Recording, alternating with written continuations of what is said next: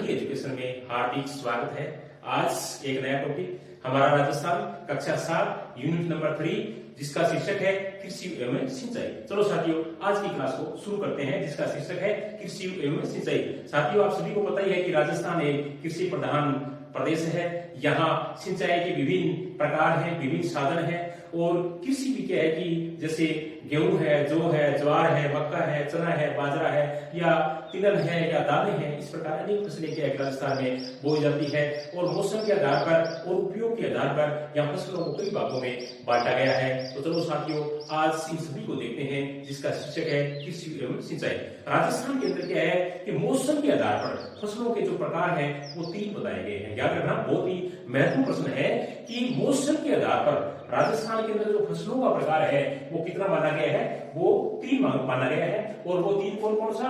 रबी, खरीफ और जायद। रबी, खरीफ और जायद। रबी की जो फसल होती है वो बुआई उसका जो समय होता है वो अक्टूबर नवंबर का होता है। यानी जब सर्दी शुरुआत होने वाली हो, शुरू हो रही हो, अक्टूबर और नवंबर के महीने के अंदर रबी है उसकी फसलें वो बोई जाती है।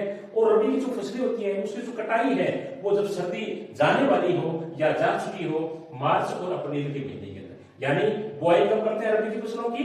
अक्टूबर और नवंबर। याद रखना, सर्दी शुरुआत होने की अवस्था के अंदर। और कटाई कब करते हैं? जब सर्दी जा रही होती है उस वक्त की कटाई करते हैं। मुख्यतः जो रबी की फसलें हैं वो इस प्रकार से हैं। रबी की मुख्य रूप से फसलें कौन कौन सी? गेहूं, सरसों, चुकंदर, जौ, चना। राजस्थान की प्रतियोगिता परीक्षाओं के अंदर अक्सर क्या है कि रबी, खरीफ और जायद फसलों के बारे में पूछ लिया जाता है उदाहरण देकर के कि निम्नलिखित में से रबी की फसल है, निम्नलिखित में से खरीफ की फसल है। तो साथियों ढंग से समझ लेना, कहीं ऐसा ना हो कि प्रतियोगिता परीक्षाओं में ये बिल्कुल छोटे छोटे प्रश्न है, इनकी तरह मार खा दो। दोबारा देख लेते हैं। रबी की फसल बुआई का समय क्या है? अक्टूबर और नवंबर। कटाई का समय क्या है? मार्च और अप्रैल। और इनकी मुख्यतः जो रबी की फसलें होती हैं वो है गेहूं, सरसों, चुकंदर, जौ और चना। इसके बाद में जिस फसल जिसका नाम आता है वो है खरीफ की फसलें। खरीफ की फसलें हैं वो क्या है कि जुलाई के महीने के अंदर बोई जाती है। पूरी गर्मी पड़ रही हो और गर्मी का क्या है कि आगे जब उतार शुरू हो गया हो, यानी जुलाई के महीने के अंदर क्या है खरीफ की फसलों को बोना शुरू करते हैं। और कटाई जब क्या है कि सर्दी यानी शुरू होने ही वाली हो, यानी अक्टूबर नवंबर के अंदर गर्मी बिल्कुल भी एंड हो चुका होता है और सर्दी क्या है कि थोड़ी थोड़ी शुरू हो चुकी होती है, यानी अक्टूबर नवंबर के महीने के अंदर खरीफ की फसलों की कटाई है वो कर लेते हैं। मुख्यतः जो खरीफ की जो फसलें हैं वो इस प्रकार से हैं: बाजरा, ग्वार, मक्का, चावल, मूंग, मोठ, तिल, ज्वार, गन्ना, कपास और मूंगफली। बहुत ही महत्वपूर्ण प्रश्न है साथियों खरीफ की फसलों से संबंधित। दोबारा देख लेते हैं कि खरीफ की फसलों की बुआई कब की जाती है? जुलाई के अंदर। और खरीफ की फसलों की कटाई कब की जाती है? अक्टूबर और नवंबर के अंदर। मुख्यतः जो खरीफ की फसलें हैं वो बाजरा, ग्वार, मक्का, चावल, मूंग, मोठ, तिल, ज्वार, गन्ना, कपास और मूंगफली है। अब 3 नंबर पे जो फसल आती है या जो फसल का प्रकार आता है उसको कहते हैं जायद की फसलें। किसकी फसलें? जायद की फसलें। और जायद की जब फसलें कब बोई जाती है? जायद की फसलें अप्रैल के महीने में बोई जाती है। कब बोई जाती है? अप्रैल के महीने में बोई जाती है। और इसकी जो कटाई है वो जून के महीने में कर ली जाती है। यानी बुआई का समय क्या है? अप्रैल। और कटाई का समय क्या है? जून। और मुख्यतः जो जायद की फसलों के अंदर जो आता है उनके अंदर जो फल है या जो सब्जियां हैं, खरबूज है, तरबूजा है, ये क्या है कि जायद की फसलों के अंदर आता है। दोबारा देख लेते हैं। जायद की फसलों के मुख्यतः जो आता है, जो फसलें आती है वो इस प्रकार से हैं, यानी फल हैं, सब्जियां हैं, खरबूज है, तरबूज है। और इनकी जो बुआई का समय है वो अप्रैल में माना गया है और कटाई का समय क्या माना गया है? जून माना गया है। तो ये था साथियों मौसम के आधार पर फसलों के प्रकार। अब दूसरा प्रकार आता है उसको कहते हैं उपयोग के आधार पर। किसके आधार पर? उपयोग के आधार पर फसलों के प्रकार है वो कितने माने गए हैं? 2 माने गए हैं। यानी उपयोग के आधार पर फसलों के प्रकार कितने? 2। और वो 2 कौन कौन सा प्रकार है? एक खजाने फसलें और दूसरी है व्यापारिक फसलें। खजाने फसलें कौन सी होती है? जिन फसलों को या जिनको हम खाते हैं वो क्या हो गया? खजाने फसलें। और व्यापारिक फसलें वो फसलें होती हैं जिनको अपने बाजार में बेच करके धन अर्जित करते हैं या बाजार में बेच करके अपने पैसा कमाते हैं। या अपने यूं कह सकते हैं अपनी भाषा के अंदर खजाने फसल भाव है जिकन आप खावा और व्यापारिक फसल भाव है जिकन आप बेच के पीसा ले गया। तो एक आधार पर की है उपयोग के आधार पर दो प्रकार बताया गया है। कौन सा खाद्यान्न फसल खाना कृषि फसला है सब में है खाना फसला मुख्यतः कौन कृषि है। एक तो है गेहूं जिसका नाम कणक का, दूसरी ज्वार है, जौ है, मक्का है, चावल है और दालें भी इसके अंदर आती है। दोबारा देख लेते हैं खाद्यान्न फसलें कौन कौन सी, गेहूं, ज्वार, जौ, मक्का, चावल और दालें, इनको हमें खाते हैं। दूसरी व्यापारिक फसलें जिनको अपने बेच करके धन अर्जित करते हैं, जिनका नाम आप बेच के पैसा कमा के जावा पैसा ले गया वहां पर फसलें कौन सी कृषि है, कपास, गन्ना, तंबाकू और तिलहन। दोबारा देख लेते हैं व्यापारिक फसलें कौन कौन सी है। व्यापारिक फसलें हैं कपास, गन्ना, तंबाकू और तिलहन। बहुत ही महत्वपूर्ण प्रश्न साथियों ये इनसे संबंधित। उसके बाद में क्या है कि राजस्थान के अंदर जो फसलें होती है वो कौन सी फसल की क्वालिटी यानी फसल का प्रकार और साथ में उससे संबंधित जो जिला है कि किन किन जिलों के अंदर ये बोई जाती है वो अपने और देख लेते हैं। सबसे इंपॉर्टेंट जो फसल आती है साथियों उसका नाम है गेहूं। क्या नाम है, गेहूं। और गेहूं मुख्यतः राजस्थान के अंदर जिन जिन जिलों के अंदर होती है वो है साथियों गंगानगर है, हनुमानगढ़ है, कोटा, बारां और भरतपुर। यानी गेहूं के उत्पादित जिले कौन कौन से माने गए राजस्थान के अंदर, गंगानगर है, हनुमानगढ़ है, कोटा है, बारां है और भरतपुर है। दूसरी जो खाद्यान्न जो फसल है उसका नाम है जौ। क्या नाम है, जौ। और जौ के जो मुख्य जिले माने गए राजस्थान के अंदर जहां जौ का भरपूर उत्पादन होता है वो है जयपुर है, गंगानगर है, सीकर है, झुंझुनू है, अलवर है, भीलवाड़ा है, अजमेर है, नागौर है। दोबारा देख लेते हैं जो उत्पादित करने वाले राजस्थान के जिले कौन कौन से हैं। जयपुर है, गंगानगर है, भरतपुर है, सीकर है, भीलवाड़ा है, अजमेर है, नागौर है, झुंझुनू है, अलवर है। ये क्या है कि जो उत्पादन करने वाले राजस्थान के जिले वो माने जाते हैं। तीसरी जो फसल है उसका नाम है ज्वार। क्या नाम है, और ज्वार राजस्थान के अंदर जिन जिन जिलों के अंदर होती है वो जिले इस प्रकार से है ज्वार उत्पादन करने वाले, जैसे अजमेर है, पाली है, भीलवाड़ा है और भरतपुर है और जयपुर है। दोबारा देख लेते हैं ज्वार उत्पादन करने वाले राजस्थान के जिले कौन कौन से, अजमेर, पाली, भीलवाड़ा, भरतपुर और जयपुर। उसके बाद में चौथी जो फसल है उसका नाम है मक्का। क्या नाम है, मक्का।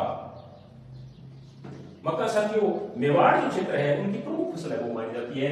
यानी मेवाड़ क्षेत्र के अंदर जो जिले आते हैं वो क्या है कि मक्का उत्पादित करने वाले प्रमुख जिले माने जाते हैं, जैसे भीलवाड़ा है, उदयपुर है, चित्तौड़गढ़ है, या राजसमंद है, या बांसवाड़ा है। दोबारा देख लेते हैं मक्का मुख्यतः कहाँ, मेवाड़ जो क्षेत्र है जहाँ मेवाड़ जो रियासत थी उनके अंदर जो जिले आते थे उनके अंदर क्या है कि मक्का प्रमुख रूप से उत्पादित होता है। कौन कौन से, भीलवाड़ा है, बांसवाड़ा है, उदयपुर है, चित्तौड़गढ़ है और राजसमंद है। उसके बाद में आगे वाली जो फसल बहुत ही महत्वपूर्ण फसल है राजस्थान की, जिनको क्या है कि राजस्थान के अंदर बहुत ही प्रमुखता सर्वोच्चता क्या है कि मिली हुई है। बाजरा के अंदर राजस्थान है वो पूरे भारत के अंदर नंबर 1 पोजीशन है वो रखता है। तो राजस्थान के अंदर बाजरा कहाँ कहाँ उत्पादित होता है वो भी अपने देख लेते हैं, जैसे अलवर है, जयपुर है, सीकर है, नागौर है, जोधपुर है। तो ये क्या है कि बाजरा उत्पादित करने वाले जो जिले हैं वो माने जाते हैं। दोबारा देख लेते हैं भारत के अंदर बाजरे के अंदर राजस्थान है वो प्रथम पोजीशन रखता है। और बाजरे के जो राजस्थान के अंदर जो डिस्ट्रिक्ट है जहां बाजरा उत्पादित होता है वो इस प्रकार से अलवर, जयपुर, सीकर, अलवर, जयपुर, सीकर, नागौर और जोधपुर। आगे वाली जो फसल है उसका नाम है चना। चना राजस्थान की बहुत ही महत्वपूर्ण फसल मानी जाती है। और चना उत्पादन करने वाले जो क्या है कि जिले हैं राजस्थान के अंदर वो इस प्रकार से हैं, जैसे बीकानेर है, जैसलमेर है, अजमेर है, पाली है और जयपुर है। दोबारा देख लेते हैं चने के उत्पादन करने वाले राजस्थान के मुख्य जो जिले माने गए वो इस प्रकार से हैं, बीकानेर, जैसलमेर, अजमेर, पाली और जयपुर। आगे वाली जो फसल बहुत ही महत्वपूर्ण साथियों उसका नाम है सरसों। क्या नाम है, सरसों। आपको पता ही है कि राजस्थान को क्या है कि सरसों प्रदेश भी कहा जाता है। भारत के अंदर सरसों के अंदर राजस्थान है वो पूरे भारत के अंदर नंबर 1 पोजीशन के अंदर है। यानी हम यहाँ कैसे कहा कि सारा ज्यादा सरसों भारत में घटा हुआ है राजस्थान के अंदर। और राजस्थान में किसी जिला की अगर सरसों हुआ है तो वो है अलवर है, टोंक है, भरतपुर है, हनुमानगढ़ है, गंगानगर है, जयपुर है, जोधपुर है और सवाई माधोपुर। दोबारा देख लेते हैं कि सरसों में टॉप राजस्थान के डिस्ट्रिक्ट कौन कौन से माने गए हैं या राजस्थान के वो जिले कौन कौन से हैं जहां सरसों का उत्पादन किया जाता है। तो वो है अलवर, टोंक, भरतपुर, हनुमानगढ़ सुंदरगढ़, गंगानगर, सवाईमाधोपुर, जोधपुर और जयपुर, ये क्या है कि राजस्थान के अंदर सर्वोच्च स्थान है वो रखते हैं सरसों के अंदर। इसके बाद में क्या है कि राजस्थान का प्रथम स्थान है कई फसलों के अंदर, और वो फसलें कौन कौन सी है, जैसे बाजरा है, सरसों है, ग्वार है, मोठ, जीरा और इसबगोल। याद रखना, राजस्थान के जो है वो पूरे देश के अंदर मुख्य रूप से क्या है कि 6 फसलों के अंदर नंबर 1 पोजीशन पे है। 6 फसलें कौन कौन सी है वो, एक तो बाजरा हो गया, दूसरा क्या है ग्वार हो गया, तीसरा क्या है मोठ हो गया, चौथा क्या है जीरा हो गया, पांचवा क्या है सरसों हो गया, और छठा क्या है इसबगोल हो गया। दोबारा देख लेते हैं कि वह फसल कौन सी राजस्थान की जिसका पूरे भारत में राजस्थान 1 नंबर पर आया है। तो वह मैं आगे राजस्थान कौन सी चीजें, सरसों है, बाजरी है, ग्वार है, मोठ है, जीरा है और इसबगोल, इन सब के अंदर क्या है कि राजस्थान पूरे भारत के अंदर 1 पोजीशन के अंदर माना जाता है। इसके साथ साथ में एक बहुत बढ़िया प्रश्न है कि एशिया महाद्वीप का, किस महाद्वीप का, एशिया महाद्वीप का सबसे बड़ा कृषि फार्म कहाँ है। एशिया महाद्वीप का सबसे बड़ा जो कृषि फार्म है वो सूरतगढ़ के अंदर है। कहाँ है, सूरतगढ़। और सूरतगढ़ कहाँ है, सूरतगढ़ साथियों श्री गंगानगर के अंदर है। एशिया महाद्वीप का सबसे बड़ा कृषि फार्म कहां स्थित है भारत के अंदर, तो अपना आंसर क्या रहेगा, सूरतगढ़ के अंदर। और इसके बाद में एक और भी बहुत बढ़िया प्रश्न है साथियों, राजस्थान के अंदर सिंचाई के साधन मुख्यतः 4 या 5 माने गए हैं। आपको पता ही है कि राजस्थान के अंदर नलकों से, नलकूप से, नहरों से, कुओं से, तालाब से, और इसके अलावा रहट, सरस, डेगरी, इनसे भी क्या है कि सिंचाई होती है। जहां जिस क्षेत्र में जैसे भी सुविधा मिली, किसानों ने क्या है कि इस हिसाब से अपने खेतों को सिंचित कर लिया। तो मुख्यतः क्या है कि यहाँ सिंचाई के जो साधन है वो 5 माने गए हैं। कितने माने गए हैं, 5। कौन कौन से, जैसे 1 नंबर पे है नलकूप, 1 नंबर पे क्या है नलकूप है, 2 नंबर पे है नहर, 3 नंबर पे है कुएं, और 4 नंबर पे है तालाब, और 5 नंबर पे है अन्य। अन्य के अंदर क्या है कि आप रहट, चड़स, टेकली, ये भी आप इसके अंदर ले सकते हो। दोबारा देख लेते हैं कि राजस्थान में सबसे ज्यादा जो सिंचाई होती है वो किससे होती है, नलकूपों से होती है। नलकूप कौन से, जिनको टुबेल बोलते हैं अपने, टुबेल या नलकूपों से क्या है राजस्थान में सबसे ज्यादा सिंचाई होती है। कितनी, 44%। याद रखना, नलकूपों से राजस्थान में सिंचाई कितने प्रतिशत भूमि पर होती है, तो अपने क्या बताएंगे 44% भाग पर क्या है कि नलकूपों से सिंचाई होती है। और नहरों से होती है राजस्थान के अंदर 30%। कितने प्रतिशत है, 30%। यानी 2 नंबर पे क्या आता है, 1 नंबर पे नलकूप आ गया, 2 नंबर पे क्या आ गया नहर, यानी कितने प्रतिशत है, नहरों से राजस्थान के अंदर 30% भूमि पर सिंचाई होती है। और उसके बाद में आते हैं कुएं, तो कुएं से क्या है कि राजस्थान के अंदर 23%, यानी 23% भूमि है सिंचित क्षेत्र की, वो उनकी सिंचाई किनसे होती है, कुओं से होती है। और उसके बाद में तालाब से, तालाब है उसके अंदर क्या है कि 2% भूमि की सिंचाई वो किससे होती है, तालाब से होती है। और 1% है वो अन्य के अंदर आ जाएगा। बहुत बढ़िया प्रश्न बनता है। कूट वाले जो प्रश्न आते हैं राजस्थान की प्रतियोगिता परीक्षाओं के अंदर, अक्सर क्या है कि इस प्रकार के प्रश्न आपको पूछ लिए जाते हैं। नलकूप से सिंचाई कितने प्रतिशत है, 44%। नहर से सिंचाई कितनी प्रतिशत है, 30%। कुएं से सिंचाई कितने प्रतिशत है, 23%। और तालाब से सिंचाई कितनी प्रतिशत है, 2%। और अन्य से सिंचाई जैसे रहट, चड़स, डेगली, इनसे सिंचाई कितने प्रतिशत है, 1% है। इस प्रकार साथियों हमने चर्चा कर रहे थे राजस्थान के अंदर सिंचाई के जो साधन हैं, जैसे नलकूप कितना 44%, नलकूप से सिंचाई कितनी 44%, नहर से कितनी 30%, कुएं से कितनी 23%, तालाब से कितनी 2% और अन्य से कितनी है 1%। तो ये राजस्थान के अंदर क्या है कि सिंचाई के जो माध्यम है उनका कितना प्रतिशत बनता है वो यहाँ बताने का प्रयास किया है। तो अपने देख सकते हैं कि राजस्थान में सबसे ज्यादा सिंचाई किससे होती है, राजस्थान में सबसे ज्यादा सिंचाई है वो नलकूपों से होती है। प्रश्न भी आया हुआ राजस्थान प्रतियोगिता परीक्षा में कि राजस्थान में सबसे ज्यादा सिंचाई किससे होती है, तो अपने क्या बताएंगे नलकूपों से।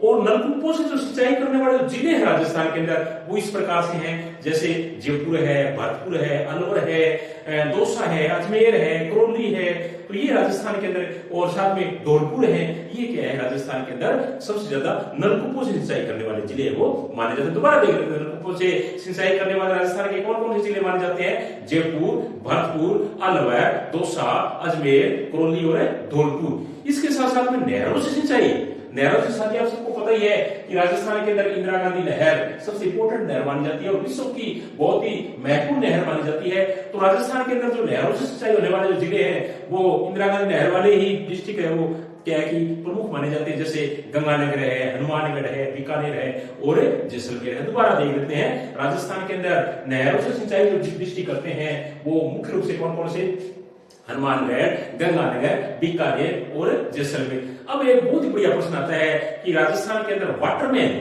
या जलपुरुष के नाम से कौन विख्यात है। वाटरमैन या जलपुरुष के नाम से राजस्थान के जो व्यक्ति विख्यात हैं वो है श्री राजेंद्र सिंह। क्या नाम है? श्री राजेंद्र सिंह ने राजस्थान के अंदर क्या है बहुत सारे तालाब बनाए और तालाब बनाकर क्या है कि सिंचाई करने के लोगों को विकल्प प्रदान किया। तो वाटरमैन या जलपुरुष किसे कहा जाता है? राजेंद्र सिंह को। और राजेंद्र सिंह को एक बहुत बड़ा पुरस्कार भी मिला हुआ है, उसको कहते हैं मैग्सेसे पुरस्कार। क्या कहते हैं? मैग्सेसे पुरस्कार। तो ये था साथियों आज का अपना पाठ, और इसकी जो पीडीएफ है वो आपको कल प्राप्त हो जाएगी। और मैं आपसे निवेदन करना चाहूंगा कि आप अपने इस वीडियो को प्लीज लाइक, शेयर और कमेंट अवश्य किया करो। और कल अपने एक नए चैप्टर के साथ में दोबारा मिलेंगे इसी के साथ। थैंक यू, धन्यवाद।